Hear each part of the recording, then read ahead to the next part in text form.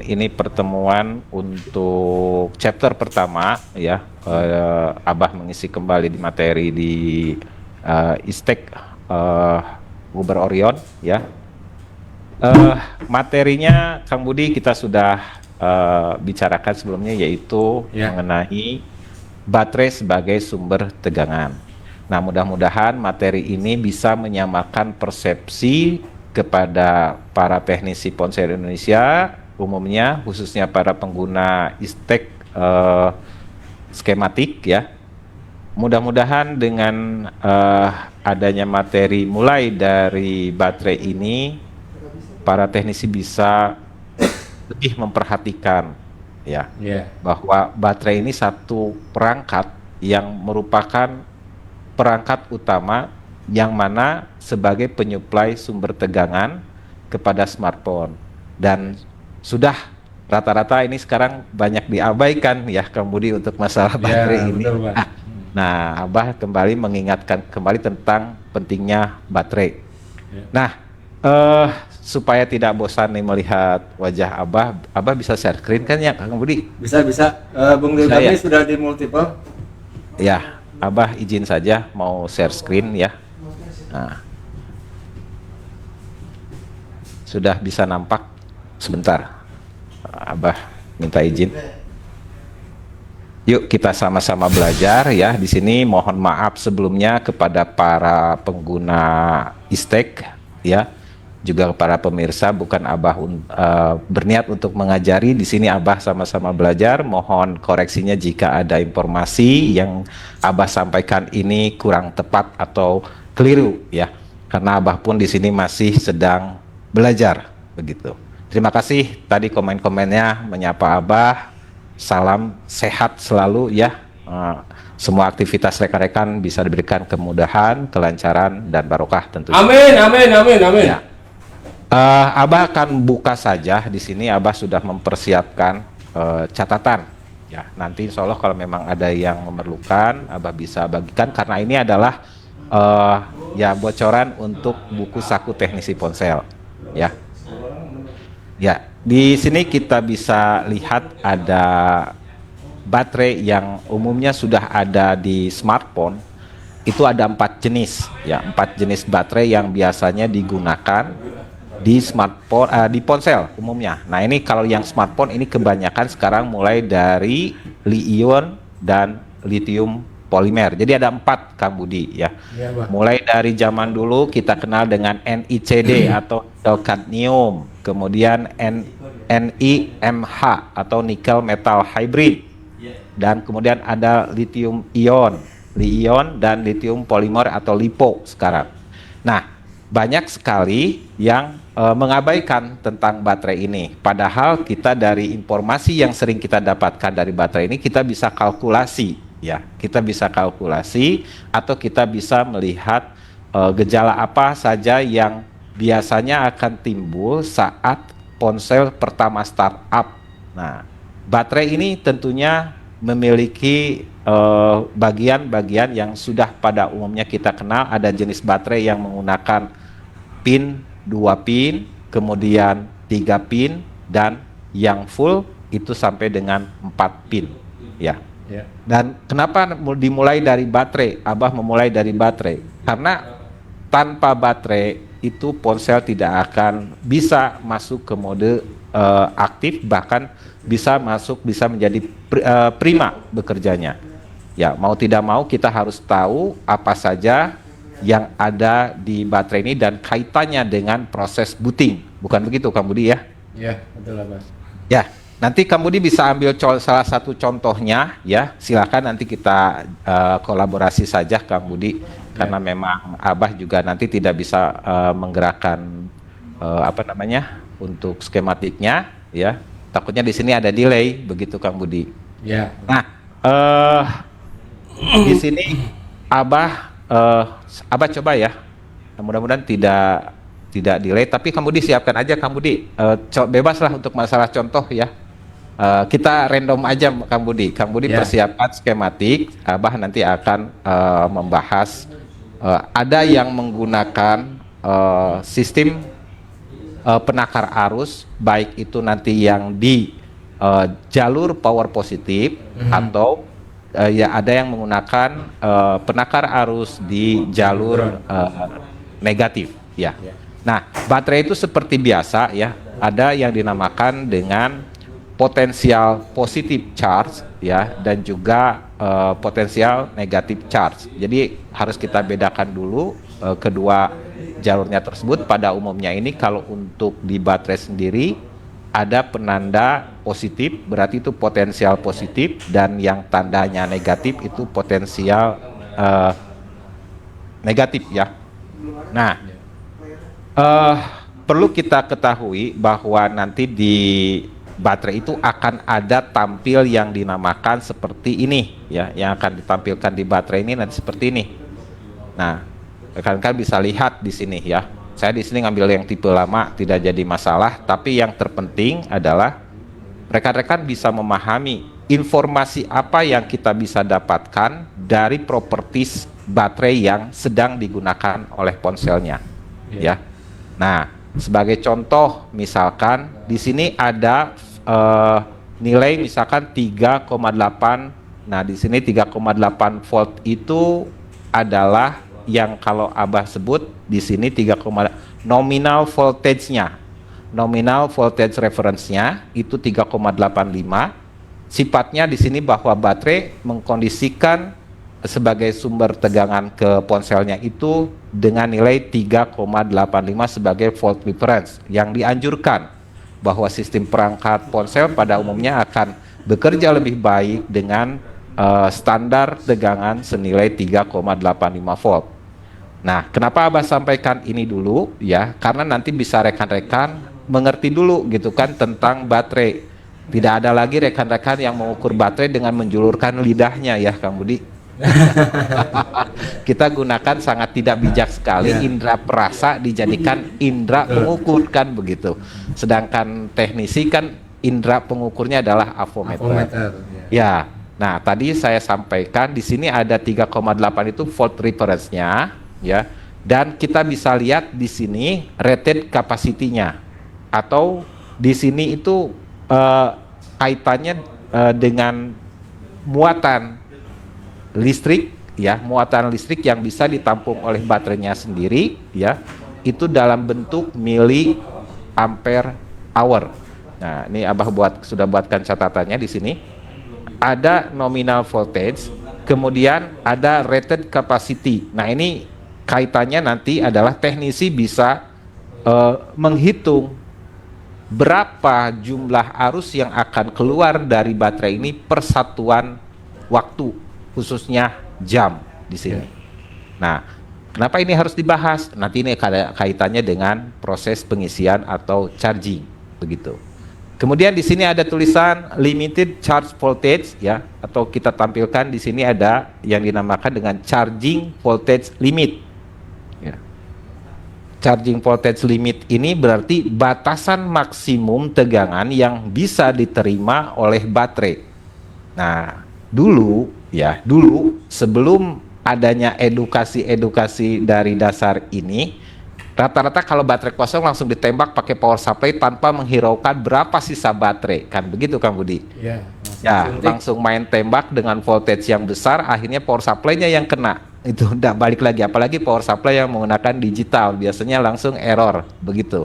Nah, mudah-mudahan dengan informasi yang sangat mendasar ini, teknisi betul-betul memperhatikan langkah-langkah apa saja yang akan kita lakukan menyesuaikan dengan hukum yang akan ada di elektronika. Contohnya nembak baterai, sisa baterainya berapa, kita harus nembak di berapa settingan power supply-nya. Dengan cara seperti itu, maka untuk pengisian baterainya jauh lebih akan bekerja dengan baik dan tidak akan ada over current voltage-nya di sana. Ya, over current-nya begitu, dan over voltage misalkan seperti itu.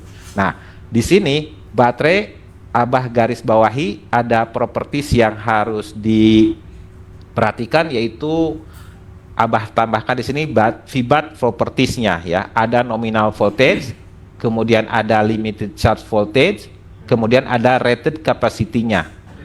Ini kaitannya apa? Gitu. Bahwa ini informasi properties dari baterai yang teknisi harus perhatikan bahwa idealnya untuk melakukan pengisian output dari konektor baterainya itu minimal 4,35 sampai 4,4. Nah, ini nanti dijadikan acuan kalau ada kasus charging ya, Kang Budi. Kenapa ini nggak penuh-penuh? Kenapa tidak mengisi? Nah, ini sebagai testing pertama atau analisa pertama mengenai rangkaian charging. Kita colokkan USB di USB plug-innya, kemudian kita ukur di konektor baterai. Berarti ini harus keluar tegangannya senilai minimalnya 4,35, maksimalnya 4,4. Mengapa Abah sampaikan ini?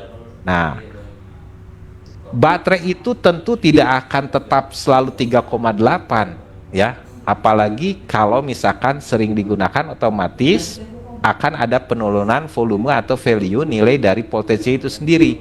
Nah, kalau kita perhatikan, baterai itu punya nilai maksimum dan nilai minimum ya.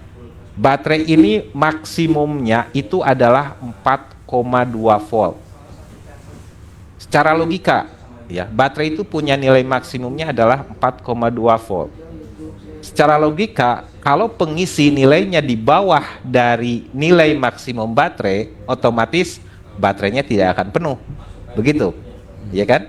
Nah, supaya bisa menghasilkan baterai sampai kondisi good, full battery, ya, berarti ya output dari konektor chargernya ini harus 4,35 atau 4,4. At least setidaknya lebih tinggi dari nilai maksimum baterai. Jadi kalau nanti kita tes ya, apakah baterainya ini sudah full atau tidak, tes saja pakai avometer dari kutub atau polaritas positif sama negatif dengan menggunakan avometer digital, boleh ya, di voltmeter, apakah baterai sudah 4,2 volt atau tidak. Nah, kita bisa mengetahui kalau bisa 4,2 volt itu kondisi tertinggi maksimum nilai baterai. Kemudian, jika baterai ini kita ukur berada pada range ini ya, ini voltage baterai. Abah buatkan range-nya di sini. Ya, pada saat kita melakukan pengukuran baterai akan kita perhatikan nilai-nilai voltage yang wajarnya harus dimiliki oleh baterai sebagai sumber tegangan. Contohnya, maksimum VBAT-nya itu 4,2 volt, ini berarti kondisi baterainya sedang dalam keadaan good atau full. Nah, kemudian kalau kita ukur misalkan baterai dalam kondisi 3,2 volt. Ya. Nah, ini 3,2 volt ini sebagai batasan atau kondisi di mana baterai sudah harus menampilkan informasi ke layar dalam kondisi low bat. Nah, ada interrupt dari SOC yang akan ditampilkan ke layar itu dengan kondisi low bat ya, atau tampilannya atau interruptnya itu low bat. Kemudian jika baterainya di bawah dari 2,5 volt, itu sudah jelas kondisinya adalah kondisi drain, artinya kering.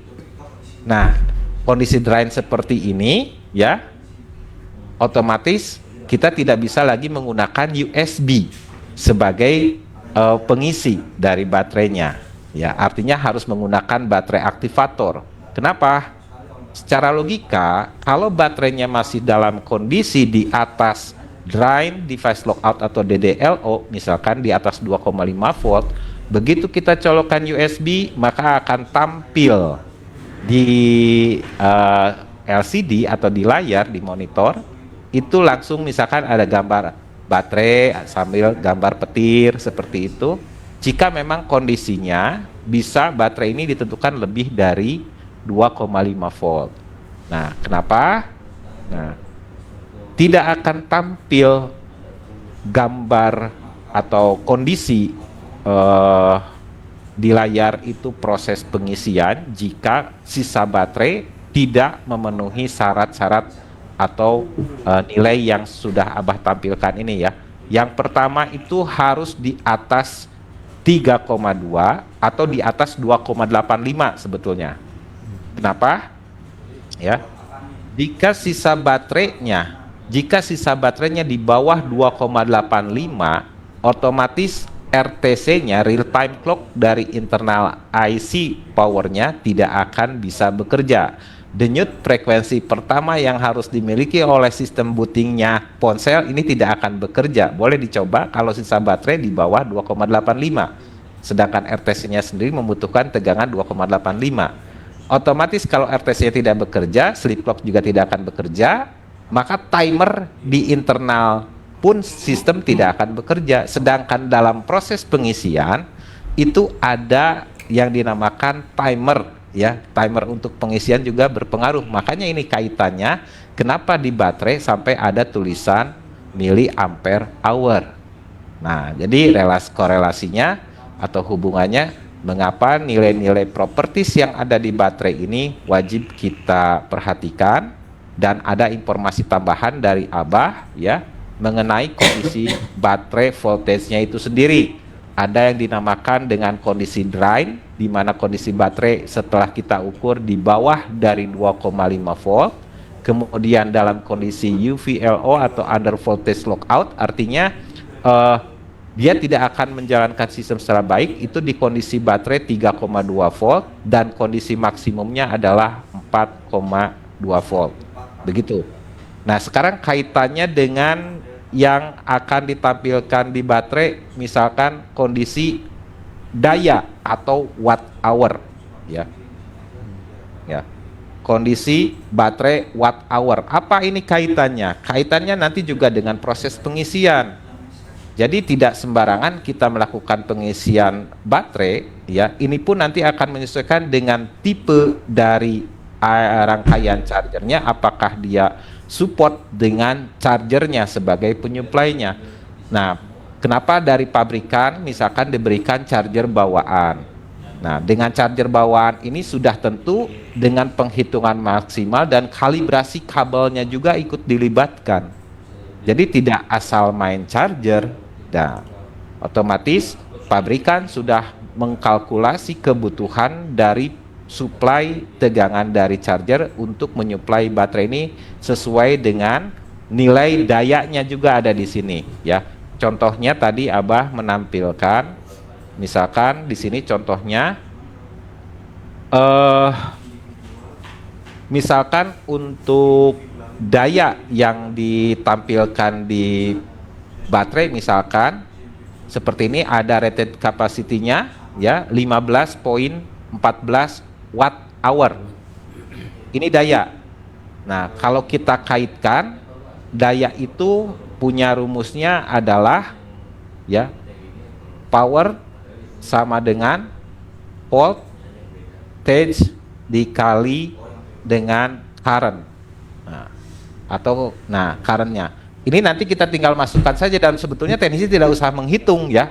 Ambil kalkulator, tidak perlu, ya. Ya, cukup memperhatikan bahwa ternyata di sini kita bisa lihat daya untuk tipikal dari kapasitinya ini sampai 15 watt. Ya, ini tinggal kalikan saja, gitu kan, voltage yang tersisa di baterai, ya, atau misalkan voltage referennya dikali miliampernya, rated capacity-nya, nanti akan didapatkan hasil yang sama. Jadi sebenarnya teknisi tidak usah ngitung. Tidak usah ngitung, tapi dari baterai itu teknisi bisa mengambil, nah, ini kalau pakai fast charge support atau berapa lama nanti pengisiannya. Nah, itu yang diharapkan itu dengan mengetahui properties yang ditampilkan oleh baterai, teknisi bisa memprediksi, ya, seberapa lama waktu yang diperlukan untuk pengisian, mengingat dalam proses pengisian ada satu hukum yang dinamakan hukum Coulomb, di mana ini hubungannya antara dengan arus dan timer, begitu.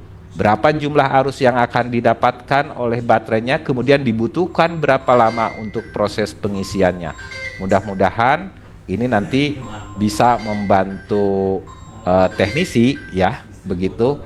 Dengan harus memperhatikan dulu deh, kalau misalkan nanti, apalagi saya prihatin sekali, ya, baterainya ada yang mengakali ngambil dari baterai yang bukan untuk tipenya, gitu kan, hanya dipakai diakali, dengan menggunakan istilah refill begitu tanpa memperhatikan nilai-nilai yang harus dimiliki oleh baterai monitoring system yang akan ada di kepala baterainya itu sangat tidak bijak sekali. Mengingat masih ada bagian yang harus Abah sampaikan di sini ya.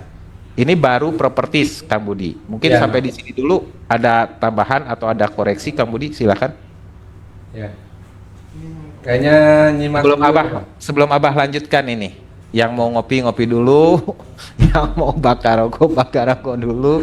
Sebelum dilanjutkan barangkali ada koreksi Kang Budi atau ada masukannya. Ini baru sampai ke propertiesnya baterai, begitu. Belum kepada penamaan pin baterainya dan kaitannya dengan rangkaian selanjutnya. Masih belum, Kang? Ya. Yang jelas kita sama-sama nyimak dulu ya, Bah ya. Nah, namun dilihat dari penjelasan yang di awal tentang baterai properties ini luar biasa, kita mendapatkan informasi ya khususnya bagi rekan-rekan gitu ya. Bahwa di sini ada referensi mengenai yang pertama tentang jenis baterai ya, Bah ya. Itu. Ya. Yang di sini ada 4 jenis ya. Nomor 1, 2, 3, 4 dan rata-rata yang beredar di smartphone sekarang ya. Ya, yang sekarang ini yang jenisnya LiPo. nomor 3 dan nomor 4 ya, Bah ya. Ya, Nah, betul. Lithium-ion dan LiPo, lithium polimer ya, seperti itu. Ya. Mungkin nanti kalau ada sesi tambahan ya, Bah ya, mungkin lebih bisa dijelaskan secara kimianya bagaimana ya bahan ini gitu ya, Bah ya. Oh, boleh. Gitu. Silakan. Boleh ya, kita sama-sama belajar aja begitu ya. Nah, betul. Yang pertama itu yang wajib tuh yang memang tercantum kelihatan di luar dulu Kang Budi seperti ini kan begitu. Ya. Betul, nah, Bah. Dari model baterainya, kemudian nanti di sini ada keterangan lithium ion polimer, berarti LiPo yang dipakainya kan seperti itu ya. Jadi dari informasi ini diharapkan teknisi bisa hati-hati, ada apa dengan LiPo ini kan begitu. Nah, ada apa dengan LiPo ini? Nah, insya Allah nanti kita bahas ya. Baik itu dari bahannya, proses yang terjadi pada saat di baterai internalnya sendiri atau pada saat proses charging. Ada apa? Betul. Nah, ini nanti melibatkan sistem pengisian ya. Nanti ada krusial di proses charging. Kenapa baterai LiPo ini suka ada yang jadi kembung atau swallow ya. Betul. Ya. Nah, itu bisa kembung, itu nanti ada kaitannya gitu. Ya. Nah, ini baru sampai sini Kang Budi, belum ke pinnya gitu. Ada koreksi nggak Kang Budi? Silakan. Untuk baterai properties sudah diinformasikan ya, dari mulai minimum, kemudian maksimum, kemudian di sini ada penjelasan DDLO ya, Deep Drain Device Lockout. Ya, berarti di sini sudah ada penjelasan. Memang yang benar-benar baterainya kosong tidak bisa dibantu menggunakan adapter charger itu di poin DDLO. Kemudian yang DVLO under voltage lockout. Nah, di sini juga ada minimumnya ya, seperti itu. Dan di sini juga ada maksimumnya. Ini sudah ada range ya, sudah ada informasi berapa minimal dan berapa maksimumnya ya, seperti itu di baterai properties ini. Ya. Oke. Jadi ini dari properties, kemudian kenapa dari properties ini saya harus mengambilkan range voltage-nya, betul ya Kang Budi? Ya, ini supaya nanti bisa tahu nih kalau berat diukur ini harus pakai USB atau pakai baterai aktivator nih pengisiannya, begitu kan? Nah, kemudian di sini ada contohnya, begitu kan? Contoh untuk penghitungan wattnya seperti itu. Iya, betul. Ya, mau dilanjut Kang Budi atau gimana? Sebelum saya melanjutkan kepada, nah ini nanti pas begitu memberikan keterangan mengenai pin yang ada di baterai ini, nah kita nanti bisa menggunakan skematik ya. Otomatis kita nanti bisa menggunakan skematik. Nanti banyak yang udah mau bertanya pasti insya Allah banyak ya. Nah, kita buka dulu bahwa pin baterai itu nanti ada yang menggunakan 4 pin, 3 pin dan 2 pin. Dan yang 4 pin ini memang banyak digunakan pada ponsel-ponsel yang memang memerlukan kontrol sistem dari baterai monitoring system secara full. Mengingat kinerja dari smartphone-nya itu sendiri memang harus detail, ya, detail saat smartphone-nya bekerja itu memang harus terperinci bagaimana baterai monitoring yang ini bisa betul-betul menyupport kondisi khususnya pada saat aktif ponsel beraktivitas. Ada beberapa pin yang akan menjadi bagian terpenting dari sistem. Sudah jelas kalau ada pin nomor 1 itu ada tanda positif ya di baterainya, itu dinamakan dengan volt battery atau VBAT, atau kita namakan power positif atau positive charge ya. Sedangkan yang kaki nomor 2 ini rata-rata dipakai untuk baterai identity ya. Di beberapa tipe ponsel ini akan diaktifkan sebagai proteksi penggunaan original dari produk bawaan ponsel itu sendiri, di mana akan ada yang dinamakan dengan CryptoBat. Ya, CryptoBat di sana itu kode untuk serial dari baterai yang didaftarkan atau yang diproteksi untuk menjaga keaslian dari produknya. Dan di sini adalah memang ada semacam chip yang menyimpan ID dari baterainya itu sendiri. Nah, kemudian ada yang kaki nomor ketiga ini dinamakan dengan BTEM, baterai temperatur. Dan yang terakhir adalah tanda negatif atau dikatakan VBAT negatif atau power negative charge. Nah, di sini keempat ini yang memang perfect ya, kemudian ini sudah sempurna dengan ada 4 ini. Nah, kalaupun misalkan di sini ada yang 3, ini harus kita perhatikan apakah dia BAT ID atau dia itu BTEM begitu. Ya, jadi tidak bisa menentukan oh itu BTEM atau itu BAT ID. Kita wajib dulu yang punya 3 kaki itu kita wajib mengukur berapa nilai hambatan dari kaki yang tengah-tengah antara VBAT dengan BAT negatif. Ya, ini wajib sekali. Banyak yang terjebak, kaki nomor 2 diabaikan, tidak diukur apakah dia resistor BAT ID atau BTEM. Begitu. Nah, untuk membedakannya ada teknik ya di kaki nomor 2 ini. Kita ambil avometer yang digital lebih baik, kemudian diposisikan ke mode ohm, ya, ke mode ohm. Kemudian probe negatif ke bagian batmin dan probe yang merah ini ke kaki nomor 2 atau yang tengah-tengah. Lihat berapa nilai ohmnya yang ditampilkan pada saat awal pengukuran. Nah, seperti itu. Nah, berapa nilai awal pengukuran? Kemudian kita boleh ya mau misalkan baterainya pakai tangan digosok-gosok, begitu-gitu tengah-tengah baterainya silahkan, atau didempet dikelek juga boleh kemudian ya. Artinya atau dibakar sedikit pakai bensin boleh ya. Yang penting beli rangsangan kenaikan suhu ya. Ada kenaikan suhu kepada baterainya. Kemudian saat baterainya setelah diberikan rangsangan panas, diukur nilai hambatan dari kaki nomor 2-nya. Apakah menjadi menurun nilai hambatannya atau posisinya tetap? Begitu. Kalau nilai hambatannya menurun, sudah dipastikan kaki nomor 2-nya adalah BTEM. Baterai temperatur. Yang ini akan menjadi proteksi para pengguna ponsel menghindari apa? Nah, ini kaitannya adalah khususnya untuk baterai lithium polimer itu rentan sekali untuk meledak. Ya, kenapa? Nah itu ya, jadi harus diperhatikan. Rata-rata yang pakai menggunakan baterai lipo itu kaki nomor 2-nya adalah baterai temperatur. Karena apa namanya ya? Bahannya ya. Ya, mengingat bahan baterainya. Ya, mengingat bahan baterainya lipo itu rentan dengan proses overheat pada saat pengisian, ya juga overheat dari faktor luar, Kang Budi, begitu.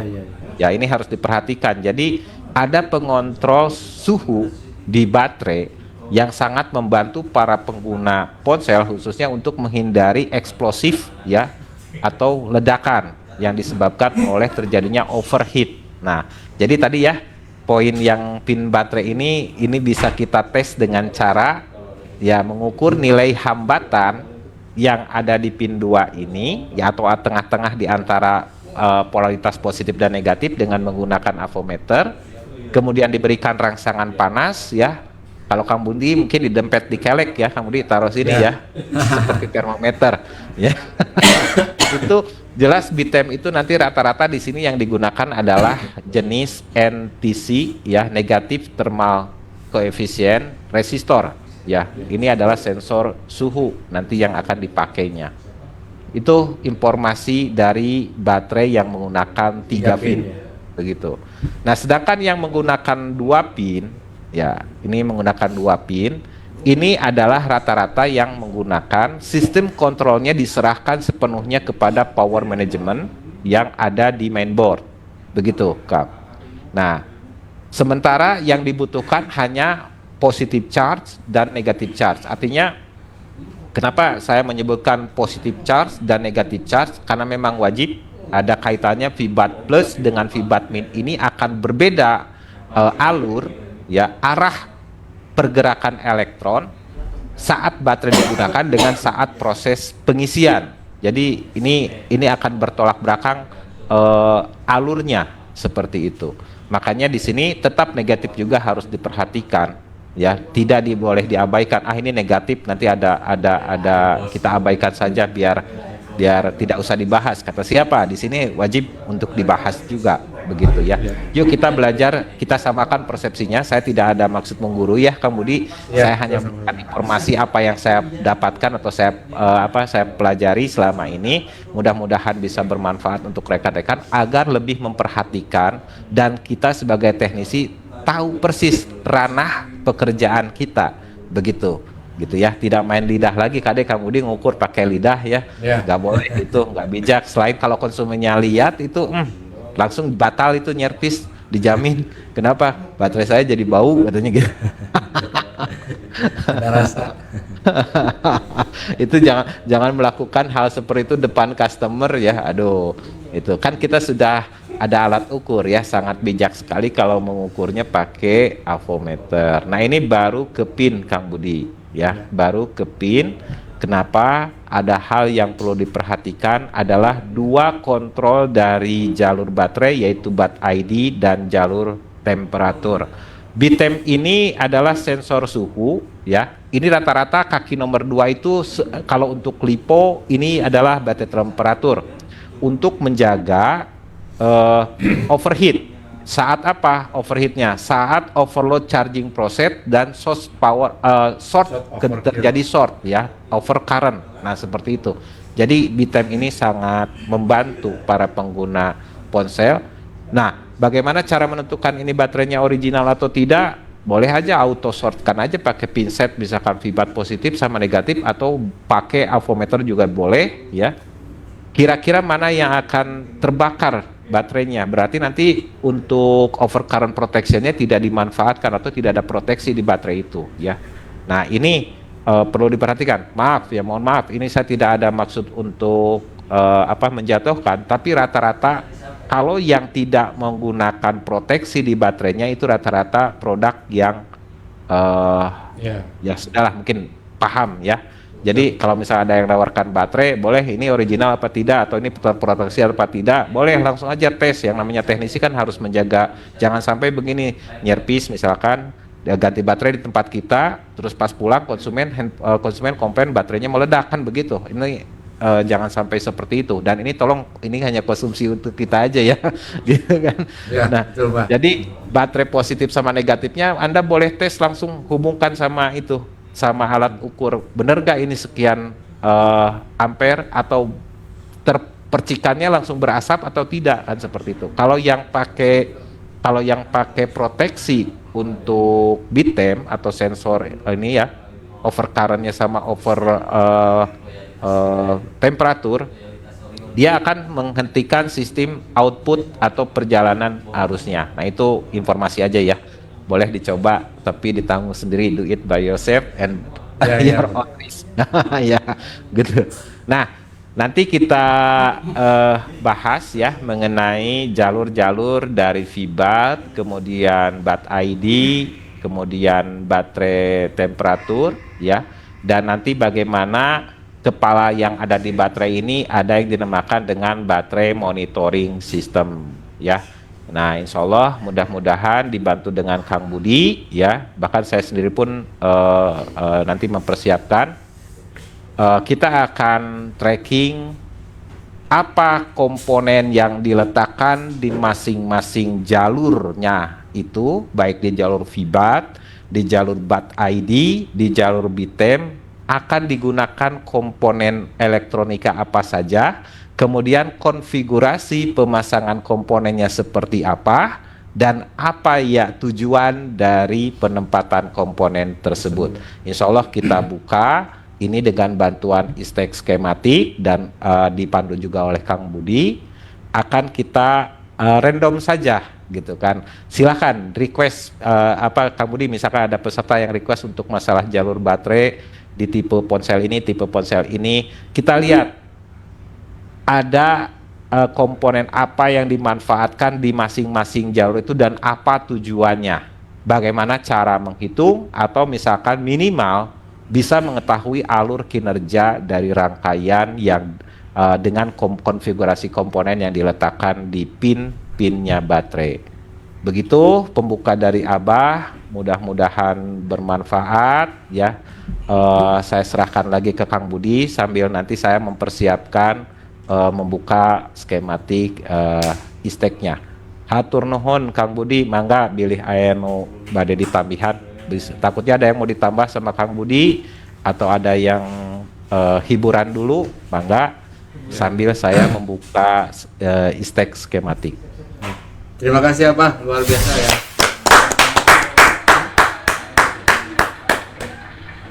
Gimana Pak Ciko? Wah, udah speechless. Pokoknya once time Abah ngasih materi itu speechless. Tegang semua, Pak. Iya.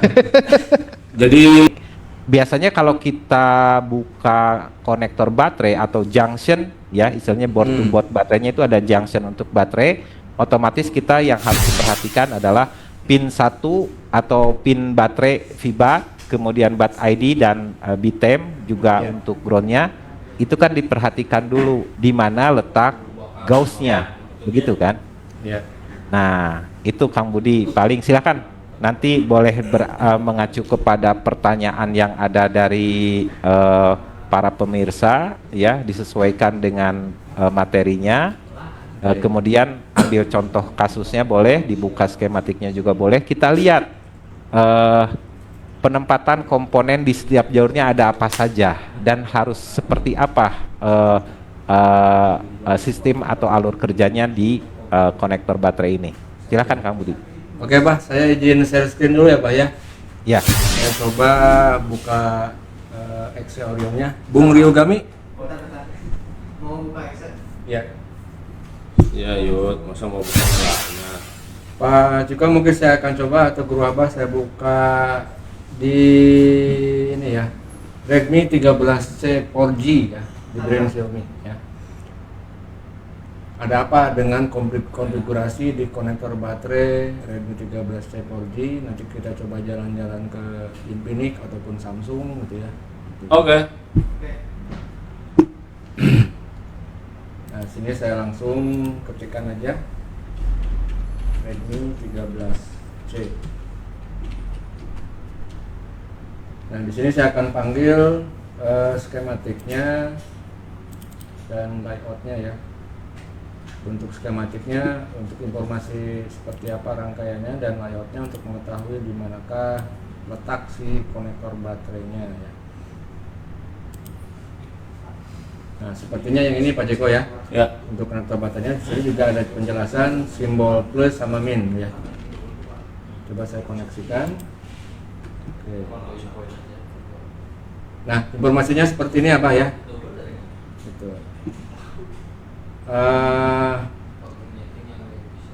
ini kalau kita lihat dari nama-nama jalur yang ada di konektor baterai ini, yang pertama ada nama Pibat ya. Kemudian Pibat di sini ada Pibat Sense ya atau Pibat SNS ya, masih dalam satu jalur. Kemudian di sini ada Baton. Baton ini setahu saya ya berarti ini baterai termistor.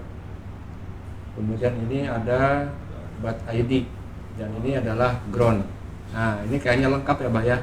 Berarti Ya. ini sampelnya adalah konfigurasi pin konektor baterai yang menggunakan 4 pin ya, di Redmi 13C 4G seperti itu ya. Redmi biar Abah juga 13C buka di sini. 4G. Ya. Silakan kamu di Redmi berapa tadi? 13C. Oke, 13C. Wah, pas banget ya dengan kemarin ya. Ada bahan. Ya, seperti itu ya. Ini berarti jelas, Bah ya, ini konfigurasi pinnya menggunakan 4 pin, Bah ya, gitu. Ya. Terus saya lihat juga di sini di kaki pibat groundnya ada current sensornya juga, Bah ya. Betul. Nah, mungkin nanti Abah bisa menjelaskan. Di sini ada resistor ya dengan nilai 0,005. Apakah ini disebut dengan sun resistor ya? Seperti itu. Dimana di sini diletakkan di kaki ground gitu. Ini mau coba kita diskusi satu-satu atau mau coba kita cari konfigurasi pin yang lain, Bah?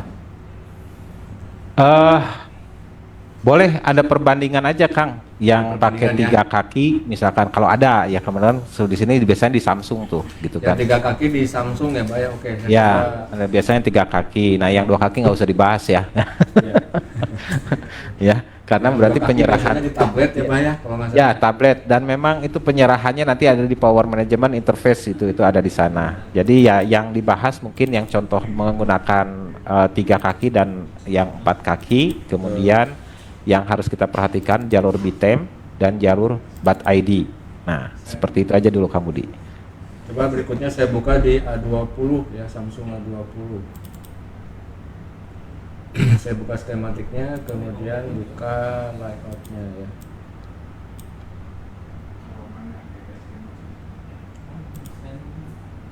Nah, sepertinya ini ya, kode komponennya BTC 5000 ya. Samsung berapa kamu di tadi? Samsung A20. Nah, ini saya cek dulu ya, Pak ya. Siap. Ya, ini nah seperti ini. Ini kalau kita lihat di sini ya, ada yang namanya pi baterai ya, pi baterai. Tapi pi baterai ini ya di kaki nomor 1 sama nomor 2 ini banyak sekali percabangannya ya. Nah, ada yang namanya ketika ada rambu-rambu skematik seperti ini, namanya setelah melewati resistor R5000 namanya berubah jadi pibat ADC. Kemudian setelah melewati R ya, ini R full gauge ya, namanya berubah jadi pi baterai. Seperti itu. Jadi dari kaki nomor 1 sama nomor 2 ini ada dua perubahan nama ya. Setelah melewati R ini pibat ADC, dan R yang satunya lagi namanya pi baterai. Yang lain-lainnya di sini ada pibat sen, kemudian pibat ground sen, dan PSSFG ya. Itu. Ini sepertinya konfigurasi pinnya ini 3 pin ini, Bang. Ya. 1, 2, 3 ya, seperti itu. Cuman untuk bat ADC-nya di sini perubahan nama jalur di jalur pi baterai ya, seperti itu. Ya. Nah, ini menarik kan? Dari konektor baterai aja kita nanti bisa banyak belajar. Ya. Betul. Ya. Contohnya penggunaan komponen-komponen di jalur VBAT itu rata-rata pintu masuknya ada komponen apa, begitu kan?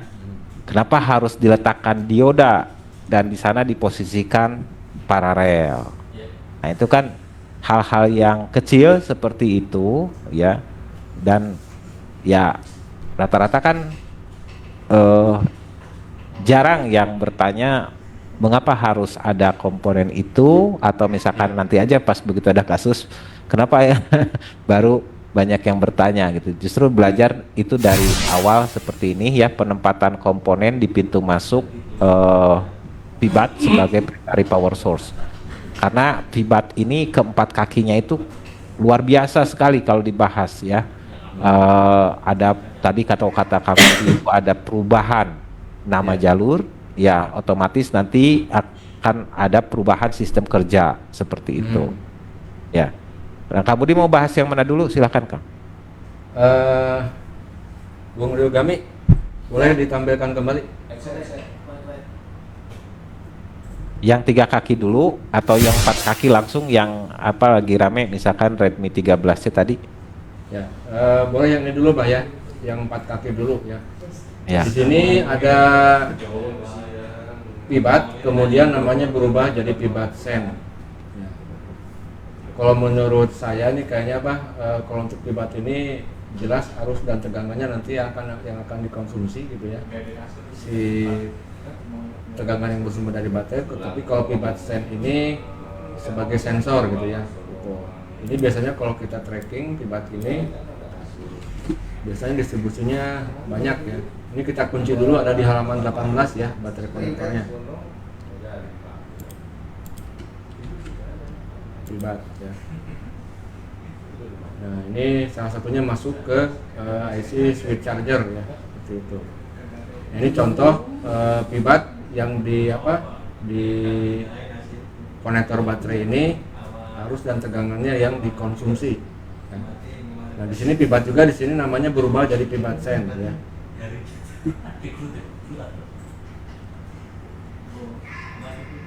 Berubah jadi pibat sen. Nah, sekarang kita cek ya.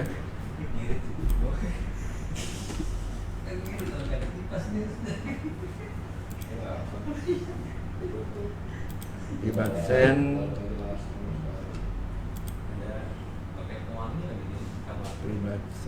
coba kita cek. Nah kalau yang ini pibat sen informasinya masuk ke power management ya, dan nama pinnya di sini adalah bat ADC ya. Berarti ini arus dan tegangan pibatnya bukan untuk dikonsumsi ya Bah ya, seperti itu Ya. Kita kembali ke konektor ya.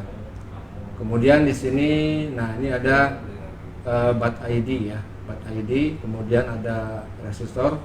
Ini resistor pull up nih kayaknya nih ya. Di sini ada PIO 18 PMU dan ada resistor seri aux in 2 bat ID. Nah kalau bat ID ini coba kita cek ya, menuju kemana gitu ya. Nah di sini menuju ke test point ya.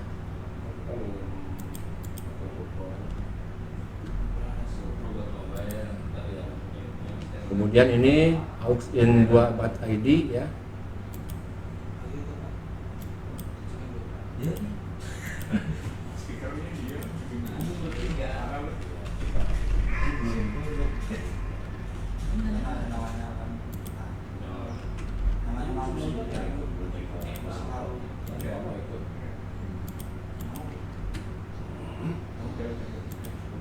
Aux in 2 bat ID. Bisa tracking ulang ya.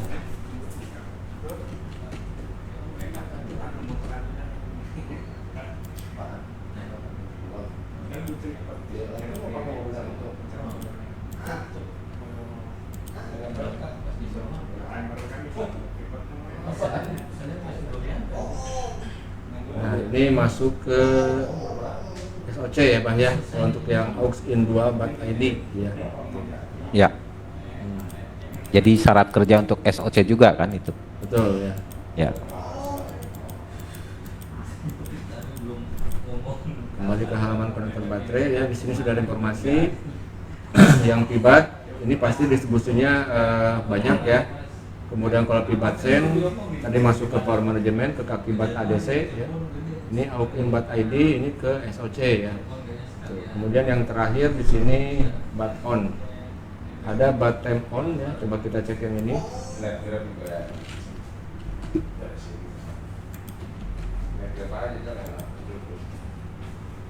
Ini menuju test point ya. Ini kembali ke konektor baterai. Berarti kalau jalur yang ini dia terhubungnya ke test point ya.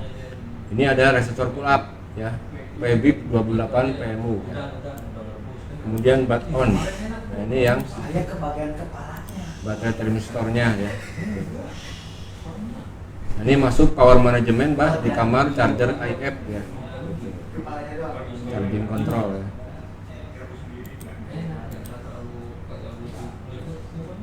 Kemudian yang terakhir ini pivot ground ya. Pivot ground di sini ada perubahan nama, ada pivot ground, kemudian ada current sense negatif, kemudian di sini ada current sense positif ya, gitu. Ya. Berarti Gauss-nya di sana ya, Ya, di negatif ya. betul. Kalau pivot ground-nya coba kita tracking ya.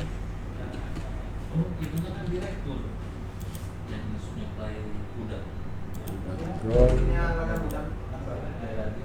Oh, berarti pivot ground ini menuju test point ya. Nah, berarti langsung di sini yang kaki CSN sama CSP ya.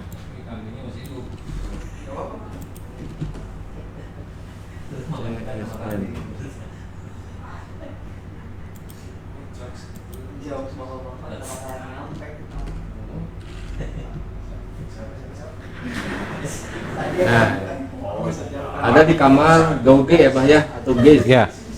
di power management, baik yang Ya. CSP, yang CSN maupun yang CSP seperti itu. Berarti di sini di kamar gauge ini ada 3 jalur yang masuk ya.